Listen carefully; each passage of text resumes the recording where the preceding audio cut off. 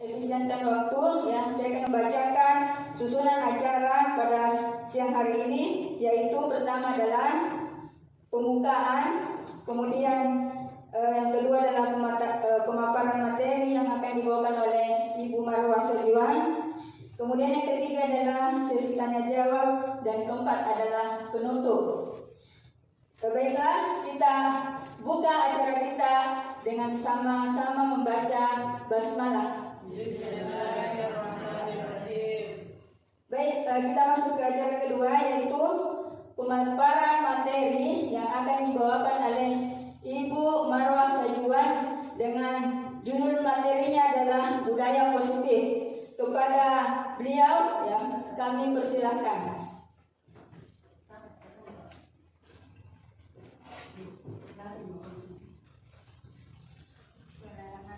Assalamualaikum warahmatullahi wabarakatuh. Waalaikumsalam warahmatullahi wabarakatuh. Sebelum saya memulai, saya mengucapkan banyak terima kasih kepada Bapak Ibu guru hebat yang sudah meluangkan waktunya sejenak untuk mengikuti kegiatan hari ini. Nah, pada hari ini kita akan melakukan diskusi bersama dengan judul budaya positif.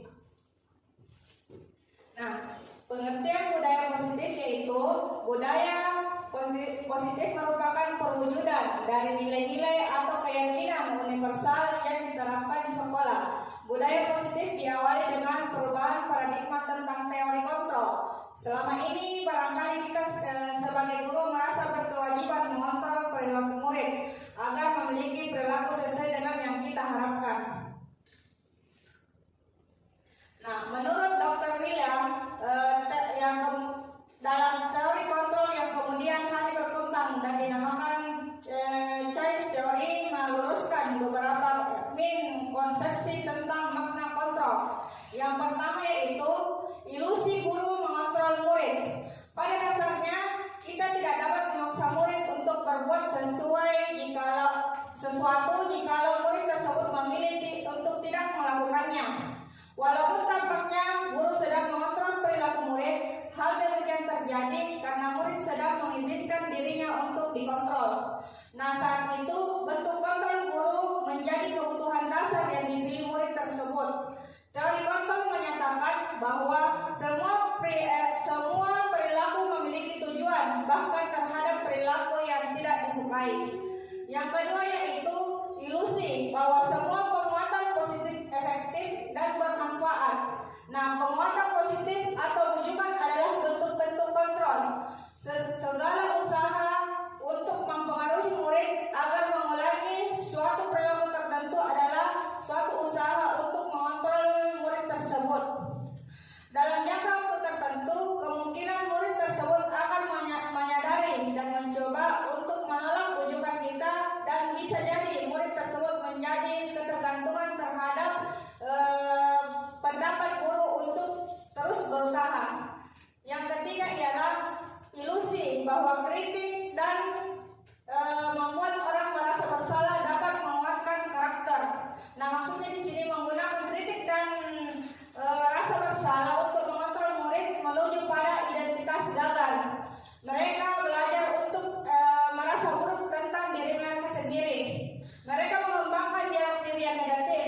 Kadangkala sulit bagi guru untuk mengidentifikasi bahwa mereka sedang melakukan perilaku ini, karena seringkali guru cukup menggunakan kata halus atau suara halus untuk menyampaikan pesan yang negatif. Kemudian yang keempat yaitu ilusi bahwa orang dewasa memiliki hak untuk memaksa. Banyak orang dewasa yang percaya bahwa mereka memiliki tanggung jawab untuk membuat murid-murid berbuat hal-hal tertentu. Nah, apapun yang dilakukan dapat diterima selama ada sebuah kemajuan berdasarkan sebuah pengukuran kinerja. Pada saat itu pula orang dewasa akan menyadari bahwa perilaku memaksa tidak akan efektif untuk jangka waktu yang panjang, dan sebuah hubungan yang mengakibatkan permusuhan akan terbentuk. Nah, selanjutnya konsep-konsep yang harus dikuasai guru dalam penerapan budaya positif. Di sini ada beberapa konsep. Yang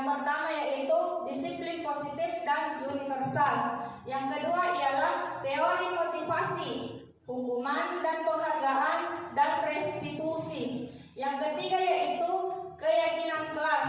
Keempat yaitu kebutuhan dasar manusia. Kelima yaitu 5 posisi kontrol, dan yang terakhir ialah segitiga restitusi. Nah, kita bahas yang pertama dulu, disiplin positif. Disiplin positif adalah pendekatan positif tanpa kekerasan, memotivasi dan merefleksi kesalahan, menghargai, membangun logika, dan bersifat jangka panjang. Nah, selanjutnya yaitu nilai kebajikan universal. Nah, nilai-nilai kebajikan adalah sifat positif manusia yang merupakan tujuan mulia yang ingin dicapai setiap individu. Nilai-nilai kebajikan universal adalah nilai-nilai yang sesuai dengan profil pelajar Pancasila. Nah, di sini ada teori motivasi, hukuman dan penghargaan serta restitusi. Nah, kita bahas yang pertama dulu, hukuman. Hukuman ini bersifat satu arah.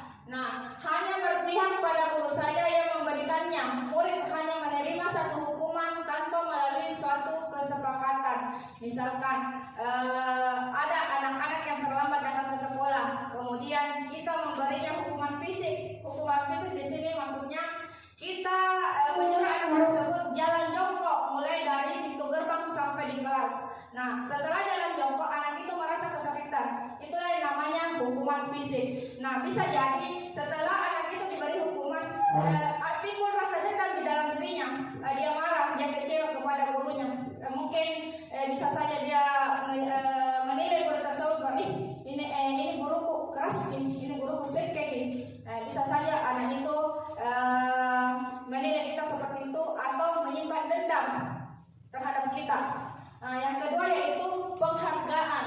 Penghargaan adalah cara mengontrol perilaku seseorang yang menghancurkan potensi untuk pembelajaran yang sesungguhnya.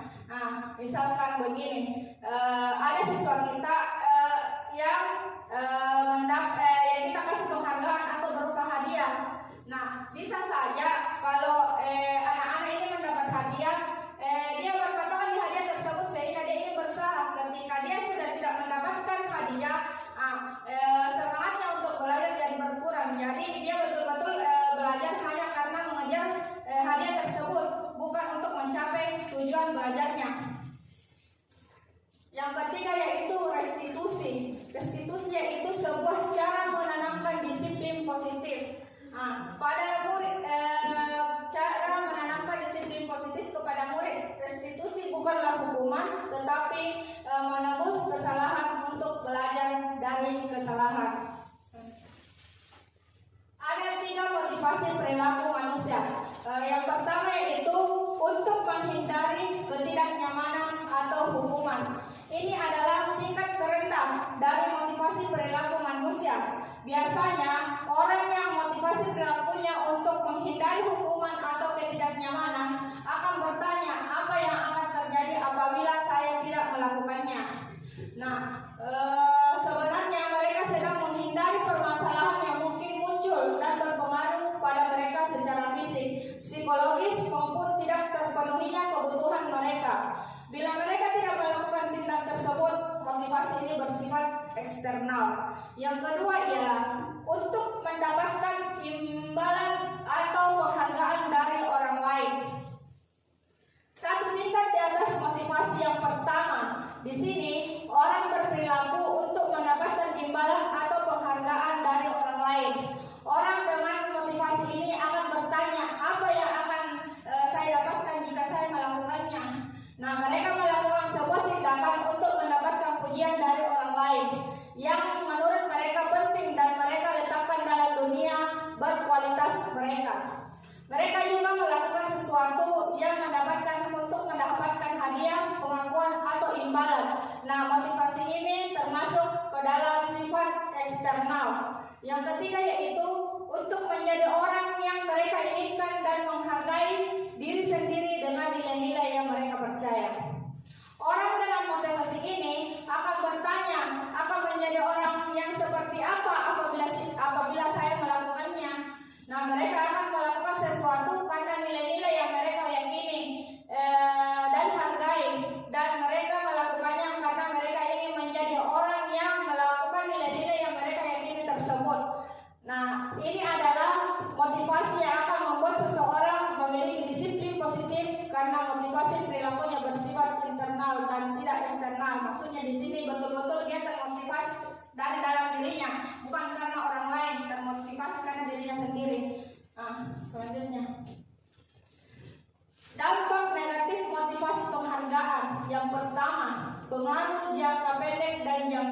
saja. Yang pertama yaitu penghargaan efektif. Jika kita menginginkan seseorang melakukan sesuatu yang kita inginkan di dalam jangka waktu panjang dan pendek. Yang kedua ialah jika kita menggunakan penghargaan lagi dan lagi, maka orang tersebut akan bergantung kepada penghargaan yang kita berikan sehingga serta kehilangan motivasi dari dalam dirinya. Yang ketiga yaitu jika kita mendapatkan penghargaan untuk melakukan sesuatu yang baik, maka selain kita senantiasa berharap mendapatkan penghargaan tersebut, kita pun menjadi tidak menyadari tindakan baik apa yang kita lakukan. Yang kedua yaitu penghargaan merusak hubungan. Yang pertama yaitu ketika seseorang diberi penghargaan atau pujian di depan orang banyak, maka yang lain akan merasa iri dan sebagian dari mereka akan tidak menyukai orang yang diberi penghargaan. Yang kedua ya, jika seorang guru sering memberikan penghargaan kepada murid-muridnya, besar kemungkinan murid-muridnya termotivasi hanya untuk menyenangkan gurunya saja. Mereka tidak akan bersikap jujur kepada guru tersebut. Selanjutnya yang ketiga, penghargaan menciptakan persaingan di dalam kelas dan persaingan menciptakan kecemasan. Selanjutnya, mereka yang percaya bahwa mereka tidak memiliki kesempatan untuk mendapatkan penghargaan akan berhenti untuk mencoba. Dia tidak akan terus berusaha karena baginya segala sesuatu yang dia lakukan akan terus gagal. Nah, selanjutnya ialah keyakinan kelas. Mengapa keyakinan kelas? Mengapa bukan peraturan kelas? Nah, karena keyakinan kelas itu bersifat abstrak daripada peraturan kelas. Artinya, keyakinan kelas berupa pernyataan universal atau umum dalam bentuk positif yang disepakati secara tersirat dan tersurat. Sedangkan peraturan kelas sifatnya itu menekan.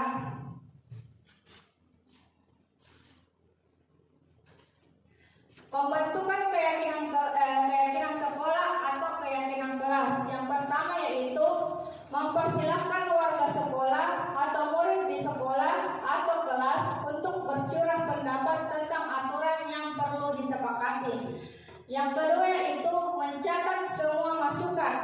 Yang ketiga, menyusun keyakinan sekolah atau keyakinan kelas sesuai dengan prosedur dengan menggunakan kalimat-kalimat yang positif. Selanjutnya yang keempat, meninjau kembali daftar curah pendapat yang sudah dicatat secara bersama-sama. Yang kelima, setelah selesai dibuat, maka semua warga sekolah atau kelas dipersilahkan meninjau ulang apa yang telah disepakati. Yang selanjutnya ialah keyakinan sekolah atau kelas diletakkan pada dinding sekolah atau di sudut-sudut kelas agar mudah terlihat oleh warga sekolah atau siswa di kelas kita. 5 kebutuhan dasar manusia. Yang pertama yaitu kebutuhan dasar untuk bertahan hidup. Kedua, kasih sayang dan rasa terima kasih. Yang ketiga, kebebasan. Keempat, penguasaan, dan yang kelima yaitu kesenangan. Kita bahas yang pertama dulu yaitu kebutuhan bertahan hidup. Bertahan hidup adalah kebutuhan yang bersifat fisiologis untuk bertahan hidup, misalnya kesehatan, rumah, dan makanan. Yang kedua yaitu kasih sayang dan rasa terima kasih. Kebutuhan ini dan 3 kebutuhan berikutnya adalah kebutuhan psikologis. Kebutuhan untuk disayangi dan diterima meliputi kebutuhan akan hubungan dan koneksi sosial. Kebutuhan untuk memberi, menerima kasih sayang, dan kebutuhan untuk merasa menjadi bagian dari suatu kelompok. Nah, kebutuhan ini juga meliputi keinginan untuk tetap terhubung dengan orang lain seperti teman. Yang ketiga, penguasaan. Nah, kebutuhan ini berhubungan dengan kekuatan untuk mencapai sesuatu, menjadi kompeten, menjadi terampil, diakui, atau prestasi dan keterampilan kita didengarkan dan memiliki rasa harga diri. Yang keempat yaitu kebebasan. Nah, kebutuhan untuk kebebasan adalah kebutuhan untuk kemandirian, otonomi, memiliki pilihan dan kemampuan mengendalikan arah hidup seseorang. Nah, anak-anak dengan kebutuhan kebebasan yang tinggi memiliki pilihan. Mereka perlu banyak bergerak, suka mencoba-coba, tidak terlalu terpengaruh orang lain, dan senang mencoba hal-hal baru dan menarik. Yang kelima yaitu kesenangan. Kebutuhan akan kesenangan adalah kebutuhan untuk mencari kesenangan bermain dan tertawa. Bayangkan hidup tanpa kenikmatan apapun akan terasa sangat menyedihkan. Selanjutnya yaitu posisi kontrol. Restitusi 5 posisi kontrol guru. Nah, yang pertama yaitu penghukuman, yang kedua pembuat merasa bersalah, yang ketiga teman, keempat pemantau, dan kelima itu manajer. Ya, kita bahas yang pertama yaitu penghukuman. Seorang penghukum bisa menggunakan hukuman fisik maupun verbal. Orang-orang yang menjalankan posisi penghukum senantiasa akan mengatakan bahwa sekolah memerlukan sistem atau alat yang dapat lebih menekan murid-muridnya lebih dalam lagi. Guru yang menerapkan posisi penghukum akan berkata, patuhi aturan saya atau awas. Yang kedua, kamu selalu saja salah. Selalu, pasti selalu. Yang terakhir, selesai. Guru seperti ini senantiasa percaya bahwa hanya ada satu cara agar pembelajaran bisa berhasil, yaitu dengan cara dia sendiri. Yang kedua yaitu pembuat merasa bersalah. Pada posisi ini biasanya guru akan bersuara lebih lembut. Pembuat rasa bersalah ini akan menggunakan keheningan yang membuat orang tersebut merasa tidak nyaman dan bersalah atau rendah diri. Kata-kata yang keluar dengan lembut akan seperti ini. Ibu sangat kecewa sekali dengan kamu. Berapa kali Bapak harus memberitahu kamu ya? Gimana coba kalau orang tua kamu tahu kamu berbuat seperti ini? Nah, di posisi ini murid akan menilai dirinya yang buruk tentang diri mereka sendiri. Murid akan merasa tidak berharga dan telah mengecewakan orang-orang yang dia sayangi. Yang ketiga yaitu teman. Guru pada posisi ini tidak akan menyakiti muridnya, namun akan tetap berupaya mengontrol murid melalui persuasi. Posisi sebagai teman bisa saja menjadi guru yang negatif atau positif. Maksudnya pada posisi positif di sini berupa hubungan baik yang terjalin antara guru dan siswa. Guru di posisi teman menggunakan hubungan baik dan humor untuk mempengaruhi seseorang. Mereka akan berkata seperti ini, ayo bantulah demi Bapak. Ayo ingat tidak ada bantuan Bapak selama ini. Ya sudah, kali ini tidak apa-apa. Nanti Ibu akan bantu bereskan. Hal yang negatif dari posisi teman yaitu bila suatu saat guru tersebut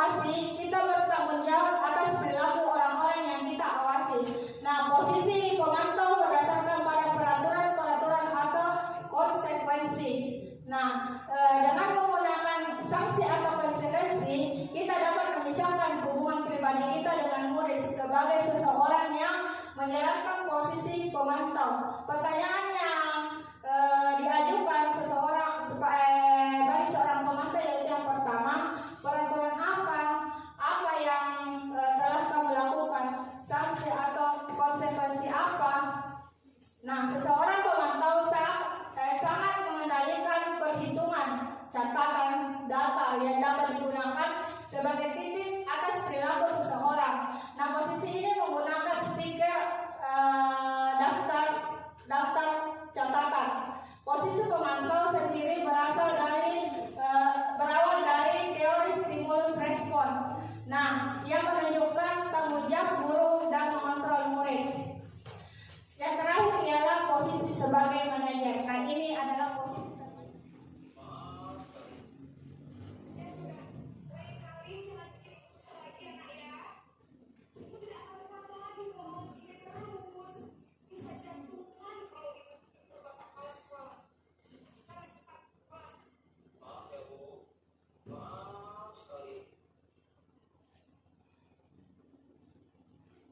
Posisi membuat rasa bersalah, berbicara dengan nada teman,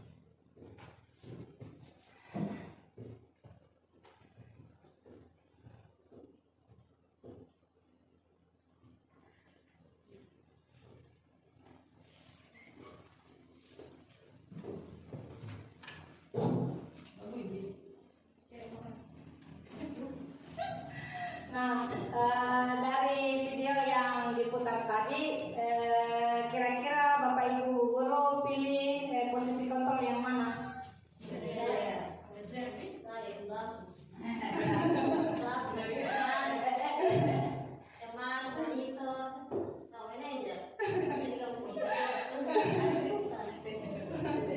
Ya, oke.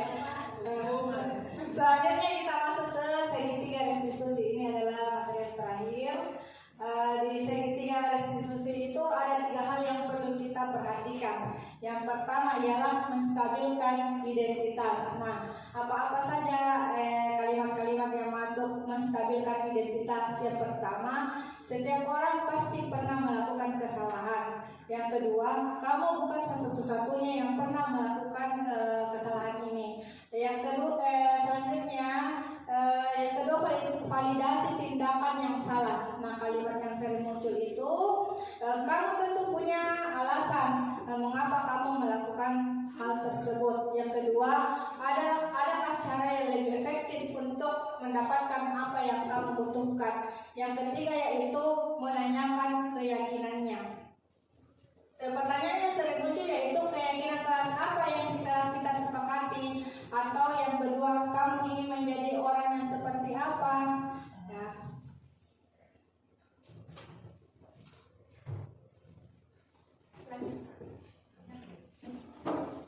Nah, selanjutnya ada video lagi terkait segitiga restitusi.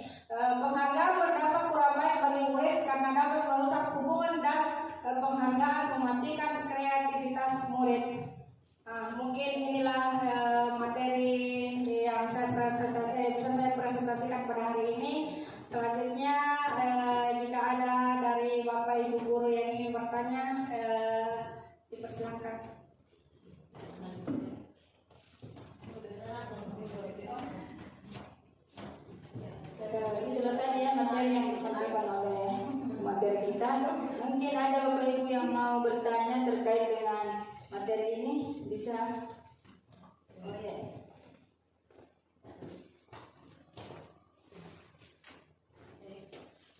Assalamualaikum warahmatullahi wabarakatuh.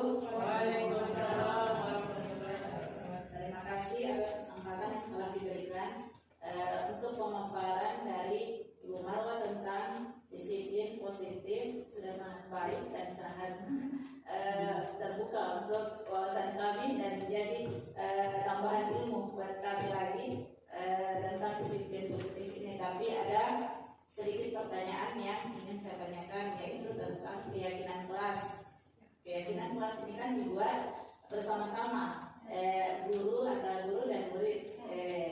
Kita sepakati ada aturan kelas dan pasti ada aturan, ada konsekuensi yang harus mereka jalani. Terus kita diskusi dengan murid ya dan guru, dan itulah yang akan menjadi keyakinan kelas atau kesepakatan kelas untuk kita.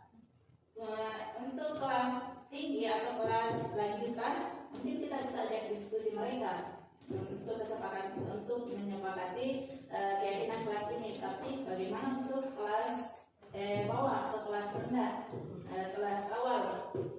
Apakah mereka juga perlu adanya kesepakatan atau keyakinan kelas ini? Apakah apakah perlu juga untuk mereka membuat keyakinan atau kesepakatan kelas ini, karena mereka kayak belum paham akan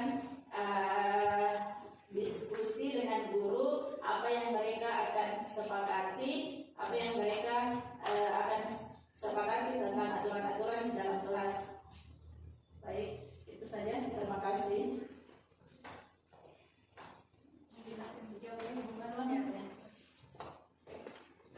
Terima kasih atas pertanyaannya.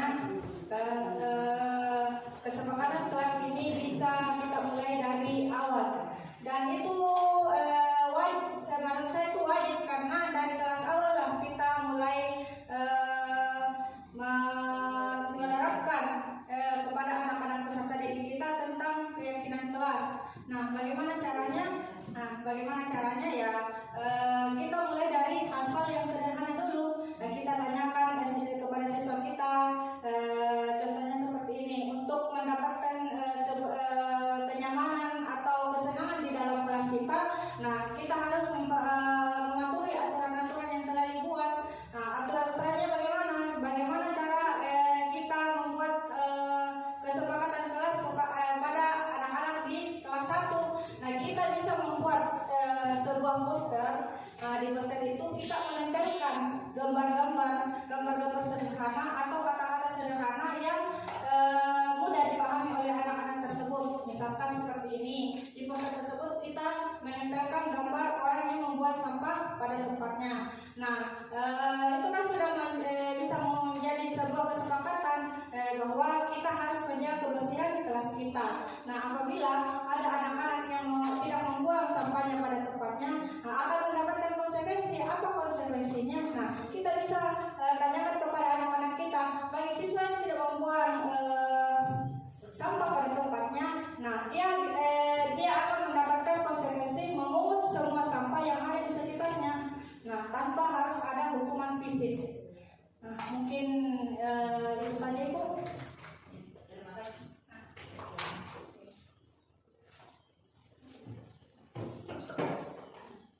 Ada yang mau bertanya? Masya Allah ya, materinya sangat jelas ya tentang budaya positif dan bagaimana kita menerapkan keyakinan kelas ya di kelas kita masing-masing. Ya baik, untuk itu kita tutup ya diskusi kita hari ini. Ya, kita menutup sama-sama dengan membaca hamdalah. Alhamdulillahirrahmanirrahim. Saya tutup dengan membaca doa kafaratul majelis. Subhanakallahumma wa bihamdik, asyhadu an la ilaha illa anta, astaghfiruka wa atubu ilaik. Wassalamualaikum warahmatullahi wabarakatuh. Waalaikumsalam warahmatullahi wabarakatuh.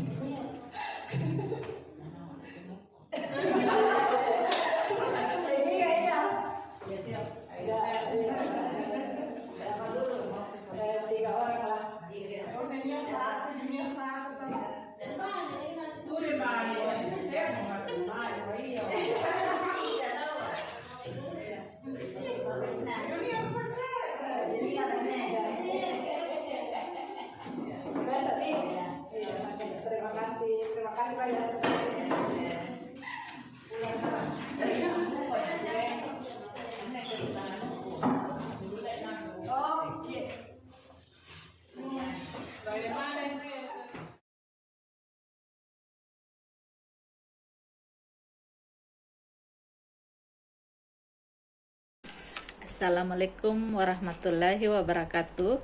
Perkenalkan, saya Halifa Nurul Khairat SPD, guru dari SD Negeri Baremben 2 yang telah mengikuti diseminasi tentang disiplin positif yang dipaparkan oleh rekan kerja saya, Ibu Marwa Sajuang SPD. Baik, dari pemaparan materi kemarin dan sharing pendapat dengan rekan guru lainnya, saya mendapatkan pengetahuan baru tentang disiplin positif. Salah satu pembahasan yang menarik perhatian saya yaitu tentang aturan kelas dan keyakinan kelas, di mana mungkin sebagian guru termasuk saya masih menerapkan aturan kelas ini, di mana aturan kelas ini sudah tidak efektif lagi untuk diterapkan. Kenapa? Karena memang aturan kelas ini dibuat oleh pihak guru saja tanpa melibatkan siswa. Tanpa melibatkan siswa, aturan itu sudah dibuat oleh guru. Kemudian aturan itu seakan mengikat dan memaksa siswa untuk mematuhinya, dan jika ada siswa yang melanggar aturan tersebut, pasti ada konsekuensi yang diterima, dan konsekuensi itu pun guru yang membuat tanpa memperhatikan psikologis dan pendapat dari siswa ini. Jadi menurut saya memang aturan kelas ini sudah tidak efisien lagi untuk diterapkan di kelas zaman sekarang ini. Terus materi yang saya dapatkan juga itu tentang keyakinan kelas. Ada namanya keyakinan kelas. Disinilah keyakinan kelas ini memang kita membuat keyakinan kelas itu bersama dengan siswa. Ada aturan di kelas, ada konsekuensinya, tetapi itu dibuat dengan persetujuan dan diskusi dengan siswa. Jadi keyakinan kelas ini, pembentukan keyakinan kelas ini dimulai dari guru berdiskusi dengan siswa, aturan apa saja yang akan dibuat di dalam kelas, dan konsekuensi apa yang akan mereka dapatkan jika melanggar aturan. Jadi guru mendengar masukan-masukan dari siswa, kemudian mencatat masukan tersebut. Setelah itu dipilih dan dipilah aturan apa yang akan diterapkan di kelas tersebut sesuai dengan kesepakatan bersama lagi antara guru dengan siswa. Jadi setelah meninjau kembali aturan apa yang akan diterapkan di kelas, itulah yang akan menjadi keyakinan kelas. Setelah dibuat keyakinan kelas, ditempelkan, dicatat, dan ditempelkan di dinding kelas kita supaya terlihat oleh siswa. Kemudian keyakinan kelas ini mungkin akan lebih efektif untuk digunakan, di kelas, karena menurut saya keyakinan kelas ini akan membangun kebaikan untuk semua siswa, karena mereka akan tahu aturan apa yang sudah dibuat dan konsekuensi apa yang akan mereka dapatkan jika aturan dilanggar. Untuk itulah keyakinan kelas ini sangat perlu diwujudkan juga. Jadi nanti setelah ini saya juga akan menerapkan tentang keyakinan kelas di kelas saya. Terima kasih.